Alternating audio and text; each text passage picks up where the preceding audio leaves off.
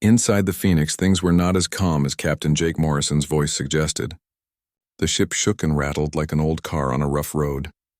Loose objects rolled across the floor. Warning alarms beeped from 3 different stations. Lisa Park stared at her engineering console with growing concern. Numbers scrolled past faster than she could read them all. Engine temperature was climbing. Power distribution was uneven. The hull was taking small hits from space debris every few minutes. "Jake," she called out to the captain, "the gravity fields out here are really bad. If we keep going this fast, the ship might come apart." Jake stood behind Danny Cruz, watching the pilot work his magic at the controls. His jaw was set in that determined way that Lisa recognized. It meant he had made a decision and would not change his mind. "Then we need to not keep going this fast," Jake said. "Danny, you got any tricks for this?" Danny's fingers moved across his control panel like he was playing a musical instrument. His eyes never left the screen, showing the space ahead of them. A grin spread across his face. "Tricks? Boss, I got a whole bag of tricks, but you're not going to like them. Try me. I'm going to use the gravity fields instead of fighting them. Basically, I'll let them pull us where we need to go. It's going to feel like a roller coaster. A really bad roller coaster." Jake grabbed the back of Danny's chair to steady himself. "Everyone strap in tight. Danny's about to show off." What happened next would have given any standard pilot a heart attack. Danny stopped trying to fly in a straight line. Instead, he aimed the Phoenix at a large asteroid that was spinning slowly. As they got close, the asteroid's gravity grabbed them and pulled them around in a tight curve. Danny used that momentum to sling them toward the next gravity source. The ship tilted hard to the left. Lisa felt her stomach drop as they suddenly accelerated. Then they curved right and she was pressed back into her seat. It was like riding a wave, except the wave was invisible and could kill them if Danny made one mistake. 6 hours to target, Danny announced cheerfully, like he was not currently threading a needle through the most dangerous obstacle course in space. In the back of the ship, Amy Holland was preparing the medical bay for casualties. She had strapped down all her equipment because nothing stayed still during Danny's flying. Bandages, medicine bottles, and surgical tools were all locked in place. She knew they would have injured people to treat when they reached the wandering star. The distress call mentioned hull breaches, which meant decompression injuries. Probably broken bones from people getting thrown around, maybe radiation exposure if the ship's shields had failed. Amy had trained for this at Earth's best hospitals. She had worked in emergency rooms during natural disasters. She had patched up injured sailors on ocean rescue missions, but this was different. This was space where a small mistake could kill someone in seconds. "Amy, you good back there?" Jake's voice came through the intercom. "Just peachy," she replied, checking her supply inventory one more time. "How many injured should I expect?" "Information says 47 people total on that ship. Could be anywhere from a few injuries to all of them needing help." Amy took a deep breath. "Then I better be ready for all of them." Kevin Wright sat at the communications and system station, surrounded by screens showing different types of data. He was monitoring the wandering star's status in real time, pulling information from their distress beacon. The news was not good. "Jake, their hull integrity just dropped to 38%, Kevin reported. "They've got breaches on 3 decks now. Life support is barely working. How long do they have?" Kevin ran the numbers through his computer. Best case 5 hours before total life support failure. Worst case 3 hours if they get another breach. "Then we get there in 4, Jake said simply, like it was the easiest thing in the world. Lisa shook her head but smiled despite herself. That was Jake. Give him an impossible deadline and he would just work backward from there. No drama, no speeches about how hard it would be. Just a statement of what needed to happen. The Phoenix suddenly dropped down and to the right as Danny swerved around a cluster of small asteroids. Lisa's coffee cup, despite being in a holder, still managed to spill a few drops. "Danny, I swear if you break my ship," she warned. "Your ship?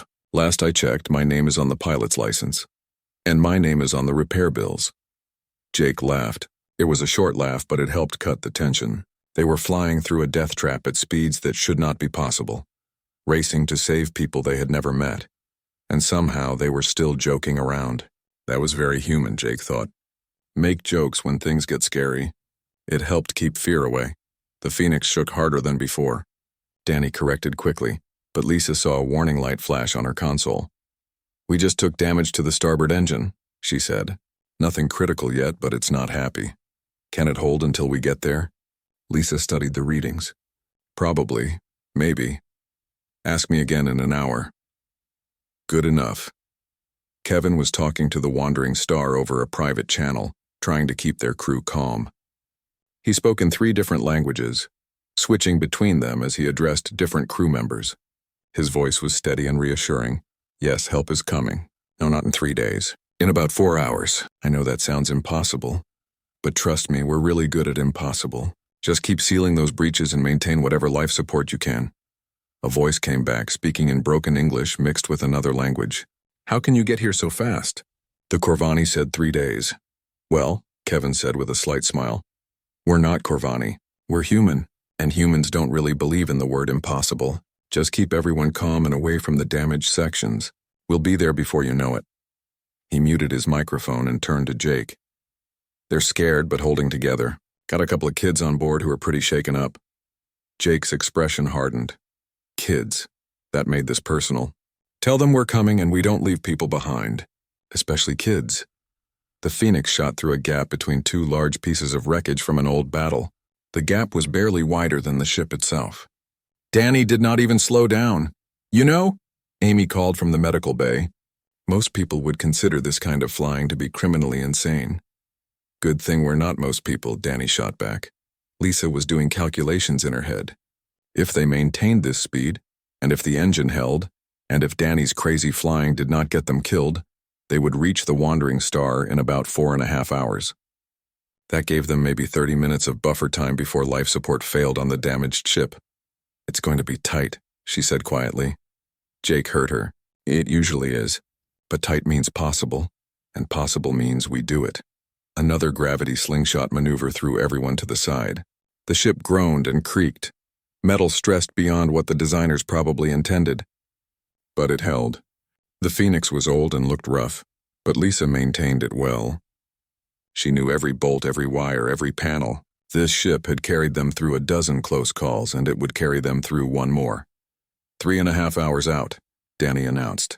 And I think I found a shortcut. Do I want to know what this shortcut involves? Jake asked. Probably not, but it'll cut off 20 minutes. Take it. The shortcut turned out to be a dive through a field of ionized gas that made all their sensors go haywire. For 90 seconds they flew blind, trusting Danny's instincts and the ship's basic navigation. When they emerged, everyone let out a breath they did not know they were holding. 3 hours, 10 minutes, Danny said with satisfaction. Kevin checked the Wandering Star's status again. They just lost life support on one entire deck. Had to evacuate everyone to the remaining sections. It's getting crowded over there. We're coming, Jake said into the communication channel. Wandering Star, this is Phoenix. We're 3 hours out. Hang in there. We've got this. The calm certainty in his voice seemed to travel across space and give hope to the frightened people waiting for rescue. And somewhere behind them, Commander Veltrix watched in amazement as 5 humans in an old cargo ship did what an Empire's entire fleet could not. The warning lights flashed red across every screen in the Galactic Council's command center. Commander Veltrix stood perfectly still, his 4 eyes focused on the holographic display floating in front of him. A ship was in trouble. A big ship with many people inside. The Wandering Star was the name of the vessel. It carried 47 passengers and crew members from 6 different alien species. They were traveling through a dangerous area of space called the Helios belt when something went very wrong. Their engines stopped working. Their power was failing. Air was leaking out through holes in the ship's walls. Veltrix read the information carefully. The Wandering Star had maybe 60 hours before everyone inside would die. That was not much time. He turned to his officer. How long until we can reach them? He asked. The officer checked his computer. His face showed worry. 72 hours, Commander. Our closest ships are already moving as fast as they can. The Helios belt has too many problems. Gravity pulls in strange directions there. Rocks and metal pieces fly everywhere. We cannot go faster without killing our own crews. Veltrix felt heavy inside. 72 hours meant they would arrive 12 hours too late.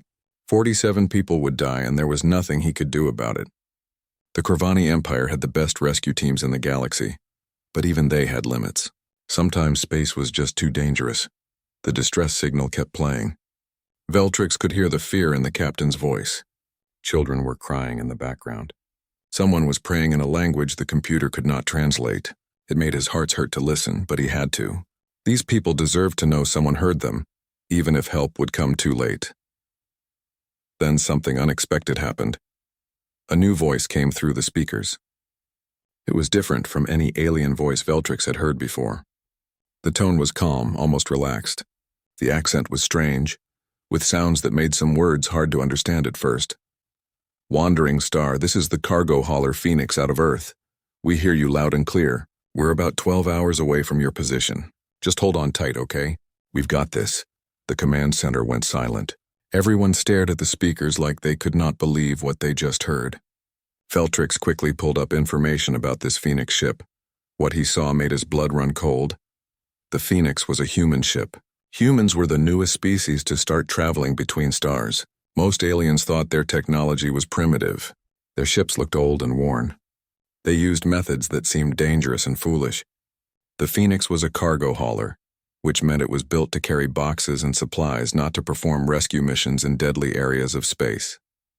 Veltrix looked at the crew list. 5 names appeared on his screen. Captain Jake Morrison, Engineer Lisa Park, Pilot Danny Cruz, Medical Officer Amy Holland, Systems Specialist Kevin Wright. Just 5 humans. 5 individuals trying to do what an entire Corvani fleet could not do safely. "This is suicide," Veltrix said out loud. "They will die before they even reach the Wandering Star." His tactical officer agreed. "Should we order them to turn back, Commander?" Veltrix thought about it. He should tell these humans to stop. He should explain that their ship was too weak, their crew too small, their chances too small. The Helios belt had killed experienced pilots in advanced ships. What chance did 5 humans and an old cargo hauler have? But before he could give the order, the Phoenix did something that made every Corvani in the room gasp. The ship turned hard and accelerated straight into the Helios belt. Not carefully like the Corvani ships.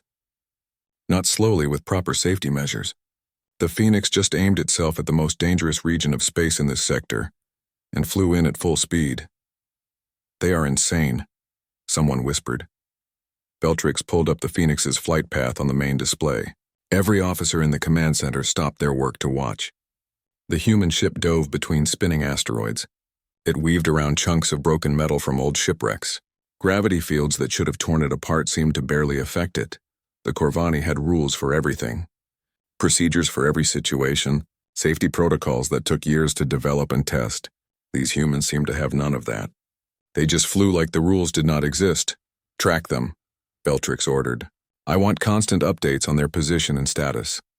He watched the little dot on his screen that represented the Phoenix.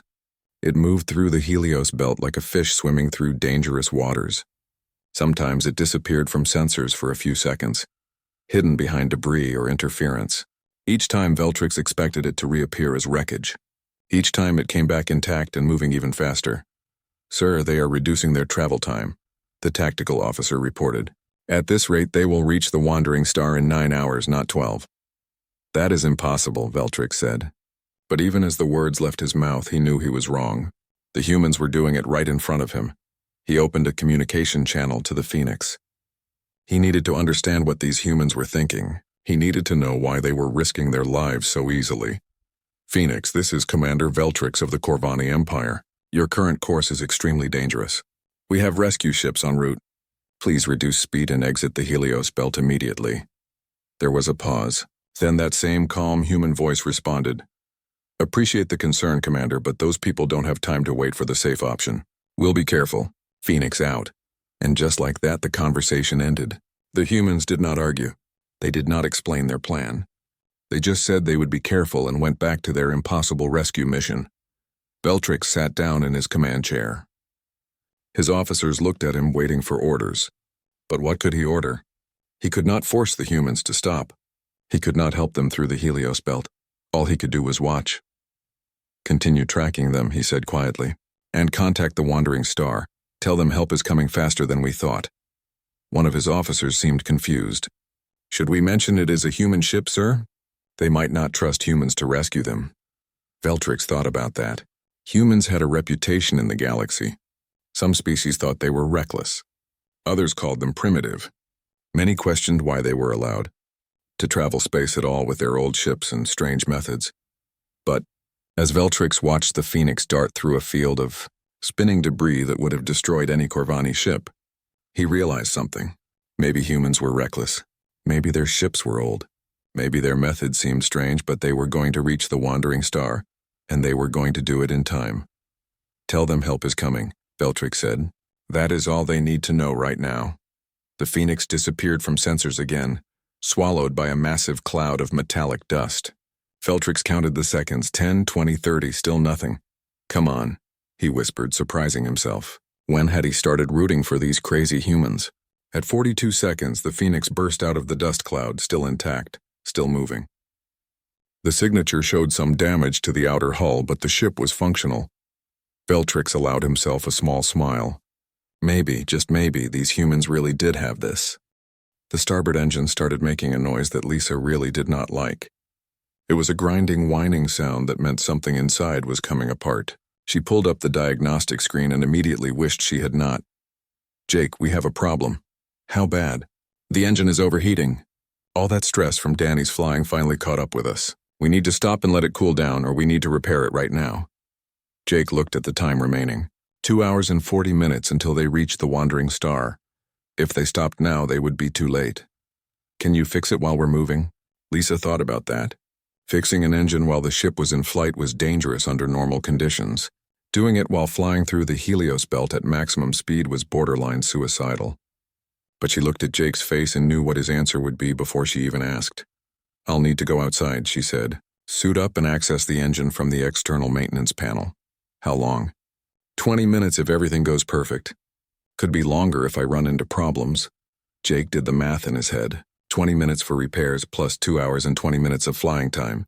Still put them at the wandering star with a small buffer. It could work, do it. "Danny, keep us as steady as you can while Lisa's outside. No fancy moves until she's back in." "You got it, boss." Lisa stood up and headed for the airlock. She had done spacewalks before, but never during a crisis situation, and never while the ship was moving through a debris field. She pulled on her spacesuit, checking each seal carefully. One mistake out there and she would be dead in seconds. Amy helped her with the final checks. "You sure about this?" "Nope, but we don't have much choice." Lisa put on her helmet and gave a thumbs up. "See you in 20 minutes." The airlock cycled open and Lisa stepped out into space. The view was terrifying and beautiful at the same time. The Helios belt stretched out in every direction, full of spinning rocks and ancient debris. In the distance, she could see the faint glow of stars. Directly below her, if down meant anything in space, was the hull of the Phoenix moving at incredible speed.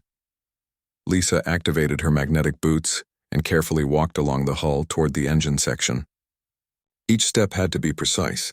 One wrong move and she would fly off into space, left behind as the Phoenix continued without her. "I'm at the engine panel," she reported through her radio. "Opening it now." Inside the ship, everyone listened to her progress. Kevin kept one eye on his screens and one ear on Lisa's updates. Danny flew as smoothly as possible, which was difficult given the obstacles around them. Amy prepared medical supplies in case Lisa got hurt. Jake just watched the clock and trusted his engineer. Lisa pulled open the maintenance panel and immediately saw the problem. A coolant line had cracked under the stress. Fluid was leaking out, which caused the engine to overheat. She pulled out her repair tools and got to work. "Coolant leak," she reported. "I can patch it, but we're going to be running at about 80% efficiency after this." 80% is better than 0%, Jake replied. "Fix it." Lisa's hands moved with practiced skill despite the bulky spacesuit gloves.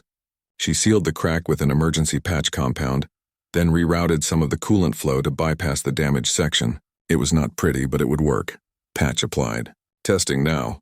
She activated the engine and watched the temperature gauge. It climbed, then stabilized at a safe level. Not perfect, but good enough to get them to the wandering star. Engines holding steady. Coming back in. As Lisa walked back toward the airlock, a small piece of debris struck the hull near her. The impact was not large, but it sent vibrations through her magnetic boots. For one terrifying second, she felt one boot lose contact with the hull. Whoa. She grabbed a handrail with both hands, heart pounding. "Lisa?" Jake's voice was tense. "You okay?" "Yeah, just a little bump." "I'm good. Almost back to the airlock." She made it inside and the airlock door sealed behind her. As the air cycled back in, Lisa leaned against the wall and took several deep breaths. That had been way too close. "Engines fixed," she announced as she took off her helmet. "Let's go save some people before anything else breaks." Danny increased speed again and the Phoenix shot forward. With the engine repaired, they made good time. 1 hour passed, then 90 minutes. The wandering star appeared on their sensors and it looked bad. Kevin pulled up visual images of the damaged ship. The hull was torn open in several places. Entire sections looked crushed or burned. It was amazing anyone was still alive inside. "Wandering star, this is Phoenix," Jake called out. "We're 5 minutes away. How are you holding up?" The response came back weak and full of static. "Phoenix, thank goodness. Life support is at 15%. We have injured. Please hurry. We're coming. Stand by." As they got closer, Lisa studied the damage more carefully. Her engineering mind was already working on the problem of how to get people off that ship. "The docking ports are destroyed," she said. "We can't dock normally." Jake had already seen that. "Then we go in through the hull breach. Danny, can you position us close enough?" Danny studied the spinning, damaged ship. It was rotating slowly, which made everything harder. "I can get us within about 3 meters. That's as close as I dare without risking a collision." 3 meters? Amy asked. "How do people cross 3 meters of open space?" Jake pulled up the equipment inventory. "We have thruster packs in the cargo bay. Lisa and I will suit up, jump across, and start bringing people back. You and Kevin prepare to receive them." It sounded simple when he said it like that, but everyone knew it was dangerous. One mistake, one miscalculation, and people would die. "Let's suit up," Lisa said, already heading for the equipment locker. 10 minutes later, Jake and Lisa floated in space between the two ships. Danny had positioned the Phoenix perfectly, keeping it steady despite the gravitational pulls and debris.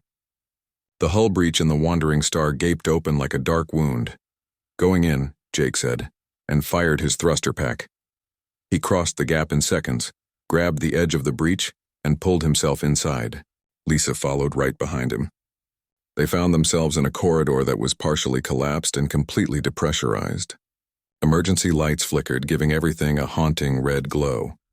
"Wandering Star crew, this is Jake Morrison from the Phoenix. We're inside. Where are you?" A response came through their radios, directing them to a sealed section 3 levels down. Jake and Lisa made their way through the damaged ship, moving carefully through debris and around broken equipment.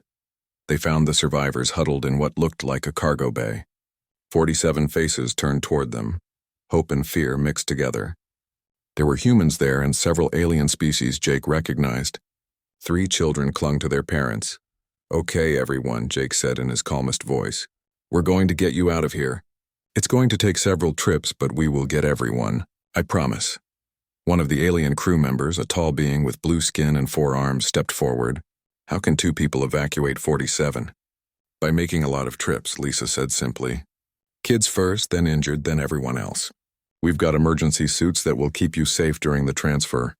They started the evacuation process. Jake and Lisa would help each group suit up, then guide them back through the damaged ship to the breach. There, they would carefully jump across to the Phoenix, where Amy and Kevin would pull them inside. It was slow, careful work. Each trip took about 10 minutes. Kids first, just like Jake promised. The children were scared but brave, trusting these strange humans to save them. Then came the injured, including 2 people with broken bones and 1 with a severe head injury. Amy worked like a machine in the medical bay, treating each person as they arrived. The head injury was serious, but she stabilized him. The broken bones got splints. Everyone got checked for decompression sickness and radiation exposure. Hours passed. The Wandering Star's life support continued to fail. Jake and Lisa kept moving, trip after trip, bringing people to safety. Their muscles ached. Their suits' air supplies ran low and had to be swapped out. But they did not stop. Finally, after the 8th trip, the last person was evacuated. Jake and Lisa took one final look around the dying ship to make absolutely sure they had not missed anyone. "Clear," Lisa confirmed. "Let's go home," Jake said. They jumped across to the Phoenix one last time. As soon as they were inside, Danny fired the engines and moved them away from the Wandering Star. Minutes later, a final hull breach caused the remaining sections to decompress completely. If they had been any slower, people would have died, but they were not slower. They were exactly fast enough. All 47 survivors were safe aboard the Phoenix, crowded into every available space but alive. Commander Veltrix arrived at the rendezvous point with his fleet 6 hours after the Phoenix completed its rescue. He expected to find wreckage or, at best, a damaged human ship barely holding together. What he found instead made him question everything he thought he knew about rescue operations. The Phoenix was limping toward the nearest station. That much was true. Its hull showed scorch marks and new dents from impacts. One engine was clearly running below optimal capacity, but attached to it, held by emergency tow cables, was the Wandering Star. And inside both ships, all 47 survivors were alive. Veltrix stood on the bridge of his flagship, staring at the sensor readings in silence. His crew waited for orders, but he had none to give. The humans had done it. They had accomplished what his entire empire considered impossible. "Open a channel to the Phoenix," he finally said. Jake Morrison's face appeared on the screen. He looked exhausted, with dark circles under his eyes and what appeared to be engine grease on his cheek. But he was smiling. "Commander Veltrix, good to see you. Sorry we couldn't stick around for your arrival. But we've got some injured people who need proper medical facilities." "Captain Morrison," Veltrix said carefully, "I would like permission to come aboard your vessel. I need to understand what happened here." Jake glanced to the side, probably checking with his crew. "Sure, come on over. Fair warning, though, it's pretty crowded in here right now, and the coffee's gone cold." 20 minutes later, Veltrix found himself walking through the Phoenix's narrow corridors. The ship was indeed crowded. Survivors sat in every available space. Some were sleeping. Others talked quietly among themselves. The 3 children he had heard about were drawing pictures on a datapad, looking much calmer than they probably should be after such an ordeal. An alien with blue skin and 4 arms approached him. Veltrix recognized him from the Wandering Star's crew manifest. "Commander," the alien said, "these humans are incredible. They flew through the Helios belt like it was nothing. They repaired their ship while moving. They came into our dying vessel and carried us out one by one. I have never seen such determination." Veltrix nodded but said nothing. He continued walking until he reached what appeared to be the common area. All 5 members of the Phoenix crew were there, gathered around a small table. They looked like they had been through a war. Lisa Park had grease stains on her face and hands. Her hair was pulled back in a messy knot. Danny Cruz's hands shook slightly, probably from adrenaline finally wearing off. Amy Holland was finishing what looked like medical reports, her eyes red from exhaustion. Kevin Wright was typing on a datapad, documenting everything that had happened, and Jake Morrison sat in the middle of them all, drinking something from a battered metal cup. "Coffee did get cold," Jake said, holding up his cup. "Want some anyway?" "It's terrible, but it's caffeine." Veltrix sat down at their table, feeling awkward in his formal uniform, surrounded by these exhausted, dirty, but triumphant humans. "I must ask you something, Captain Morrison. You took an unacceptable level of risk. Your ship was not designed for rescue operations. Your crew is too small. You had no support, no backup plan. By all calculations, you should have failed." Lisa laughed at that, a short, tired sound. "Should have failed?" "Commander, failing wasn't an option. Those people needed help." "But the risk," Veltrix insisted. "Your ship could have been destroyed. Your entire crew could have died." "Could have," Danny said, "but didn't. That's the important part." Veltrix struggled to find the right words. "How do you train for such scenarios? What protocols did you follow? Where was your command structure approval for such a dangerous mission?" The 5 humans looked at each other. Then Jake set down his coffee cup and leaned forward. "Commander, we didn't wait for approval because those people didn't have time for us to wait. We didn't follow protocols because sometimes protocols are too slow. As for training?" He shrugged. "You can't really train for this. You just see what needs to be done and you figure out how to do it. But the calculations, the risk assessment, the contingency planning." Kevin spoke up for the first time. "We did all that. Took about 90 seconds while we were plotting the course. Then we started adapting as we went." 90 seconds? Veltrix felt his world tilting. My empire would need 90 hours to properly assess such a mission. And in 90 hours, those people would be dead, Amy said quietly. "Sometimes you have to act fast even if it's not perfect." Veltrix looked around the table at these 5 individuals. They were not soldiers. They were not trained rescue specialists. Jake had been a military pilot once, but the others were just civilians who ended up working on a cargo ship. Yet they had done something his entire fleet could not do. "I still do not understand," he admitted. "You keep saying you figured it out and you adapted. But how? How do you know what to do?" Lisa wiped some grease off her hands with a rag. "Commander, do you know what planet we come from?" Earth. I have read about it. Then you know Earth is kind of a nightmare world by galactic standards. Hurricanes that can destroy entire cities, earthquakes that crack the ground open, volcanoes that block out the sun, diseases that kill millions, predators that hunt us, plants that poison us, the ocean trying to drown us, the desert trying to dehydrate us, the cold trying to freeze us. She paused and looked directly at Veltrix. We evolved on a planet that tried really hard to kill us. Every single day for millions of years we had to adapt or die.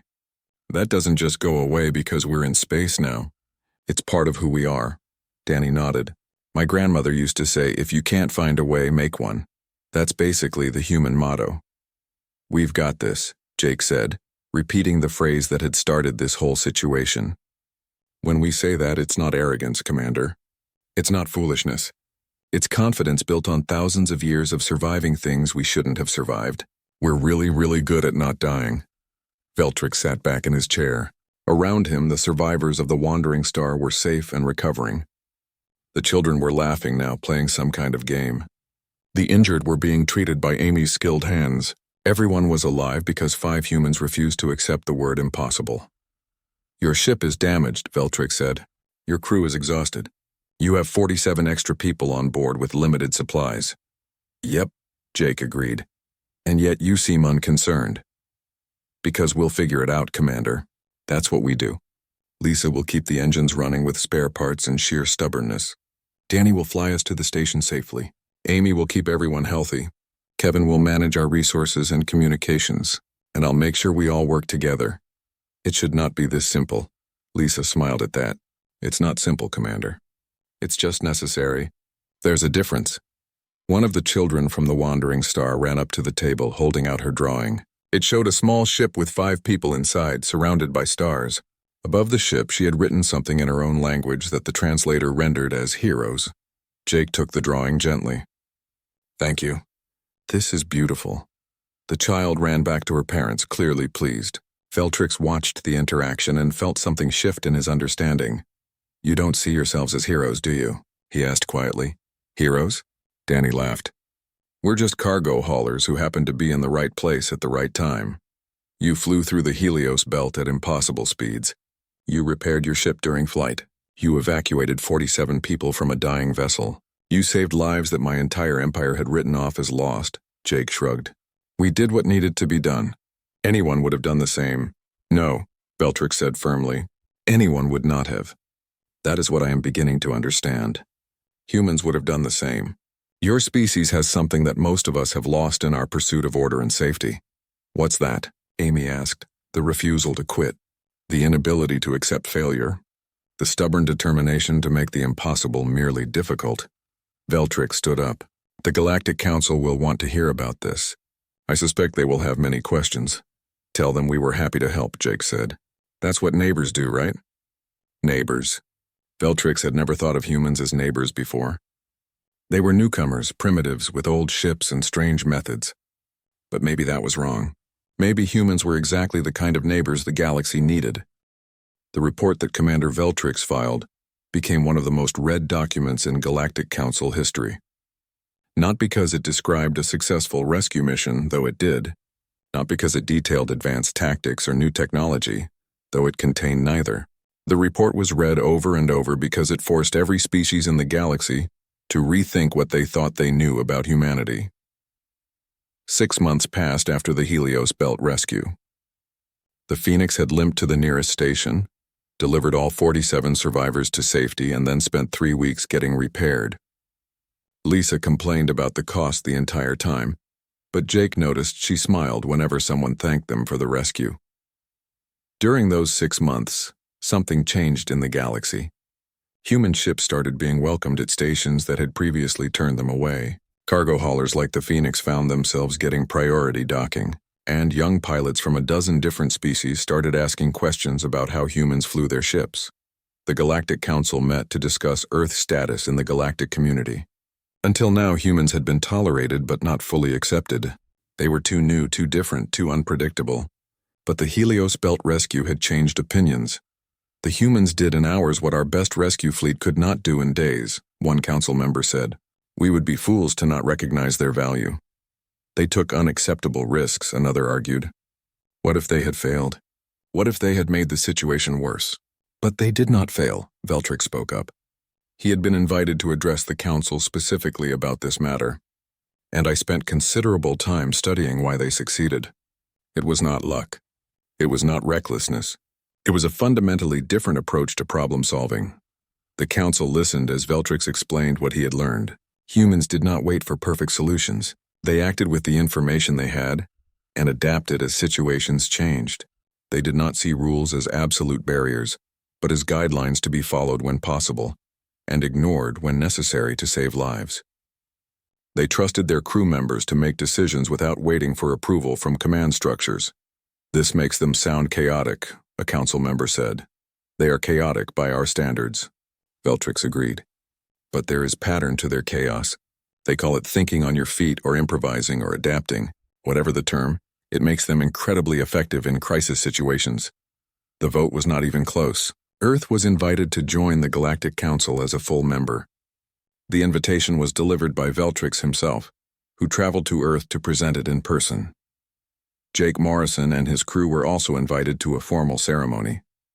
They had to rent formal clothes for the occasion, which made them all uncomfortable. Lisa kept adjusting her collar. Danny could not figure out how to tie his necktie correctly. Amy complained that her shoes hurt. Kevin just looked generally miserable in formal wear. I feel like I'm being strangled slowly, Danny muttered as they walked into the council chamber. Just smile and try not to trip, Jake whispered back. The ceremony was elaborate and formal, exactly the kind of thing that made humans uncomfortable. There were speeches in multiple languages, official documents that needed to be signed, and finally, the presentation of the Star of Valor, the highest civilian honor the Galactic Council could give. Veltrix himself placed the medals around each crew member's neck. When he got to Jake, he paused and spoke quietly so only Jake could hear. You showed my people that confidence and competence are not the same thing. We were confident we knew the best way to perform rescues. You were competent enough to actually perform one. Thank you for that lesson. Jake shook his hand, or whatever the equivalent was with Veltrix's species. Just doing our job, Commander. After the formal ceremony ended, things got more interesting. Young cadets from the various species space academies crowded around the Phoenix crew, asking questions faster than they could answer them. How did you calculate the gravity slingshot maneuvers? What mental preparation do you do before dangerous missions? How do you stay calm under pressure? Where can we learn to fly like you? Danny tried to answer the flying questions but kept getting frustrated. I can't really explain it. You just feel the ship, you know? You don't think about each move. You just do what feels right. That answer did not satisfy the cadets who wanted formulas and procedures. But it was the truth. Human flying often relied on instinct and experience rather than pure calculation. Lisa ended up giving an impromptu workshop on adaptive engineering. She demonstrated how to repair systems with limited tools and materials. The alien engineers watched in fascination as she fixed a broken power coupling using parts from 3 different sources and something she called a twist tie. But that violates safety protocol. 17, one engineer said. Does it work? Lisa asked. Well, yes, but that's not the point. That's exactly the point. Safe is good. Safe and dead is not good. Sometimes you have to choose safe enough and alive. Amy talked about emergency medicine with limited resources. She showed techniques for treating injuries when proper medical equipment was not available. Some of the methods made the alien doctors uncomfortable, but they could not argue with the results. Kevin demonstrated communication strategies for high-stress situations. He showed how to keep people calm, how to gather information quickly, and how to make decisions with incomplete data. And Jake talked about leadership. But his approach to leadership was very different from what the cadets expected. I don't give a lot of orders, he explained. My crew knows their jobs better than I do. Lisa knows engineering. Danny knows flying. Amy knows medicine. Kevin knows communications. My job is not to tell them how to do their work. My job is to make sure they have what they need to do their work and to trust them to do it. But what if they make mistakes? A cadet asked. Then we fix the mistakes and move on. Waiting for permission to act or being afraid to make mistakes gets people killed. I would rather have a crew that tries something and fails than a crew that does nothing and watches people die. That philosophy seemed to shake something loose in the minds of the young cadets. They had been taught to follow procedures, to wait for orders, to never deviate from approved methods. The humans were showing them a different way. Over the next few weeks, the phrase "we've got this" started appearing in conversations across the galaxy. It was usually said with a slight smile, sometimes with a sense of irony, but always with a new understanding of what it meant. It meant assessing a situation quickly and acting decisively. It meant trusting your skills and your team. It meant refusing to be stopped by the word impossible. It meant adapting when plans failed and improvising when resources were limited. Most of all, it meant taking responsibility for solving problems instead of waiting for someone else to solve them. The Phoenix eventually left for its next cargo run, which was actually a cargo run this time. No emergencies, no rescues, just delivering supplies from one station to another. But everywhere they stopped, people recognized them. Station workers would wave. Other pilots would buy them drinks. Children would ask for autographs. "This is weird," Danny said as they left yet another station where they had been treated like celebrities. "We just did our job." "We did our job in a way that nobody expected," Amy replied. "That makes us unusual." "I preferred being normal," Lisa grumbled, but she was smiling. Jake sat in the captain's chair, watching the stars stream by on the view screen. 6 months ago, they were just another cargo hauler trying to make a living. Now they were symbols of something larger. Representatives of what humans could do when they stopped worrying about what they should not do and focused on what needed to be done. Kevin was reading news feeds from various planets.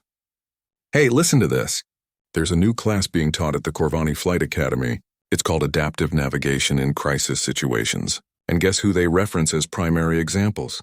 "Let me guess," Danny said. "Some legendary pilot from ancient history?" "Nope. You. Specifically, your flight through the Helios belt is now a required case study." Danny's eyes went wide. "They're teaching other pilots to fly like me?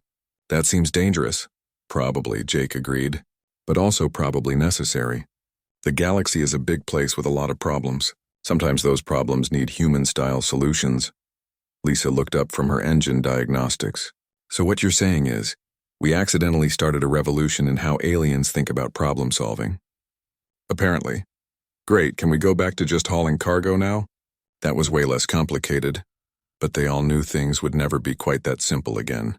They had shown the galaxy what humans could do. More importantly, they had shown why humans did it. Not for glory or recognition, but because when someone needed help, you helped them. When something seemed impossible, you tried anyway. When everyone said it could not be done, you said, "We've got this," and then proved it. The Phoenix continued on its route. Just one small cargo ship among millions traveling the spaceways. But whenever anyone heard a distress call, whenever a situation seemed hopeless, whenever the careful calculations said something was impossible, more and more people started to think like humans. They looked at the problem, assessed their resources, trusted their skills, and said those 3 simple words, "We've got this." And then, just like Jake Morrison and his crew, they went out and made it happen.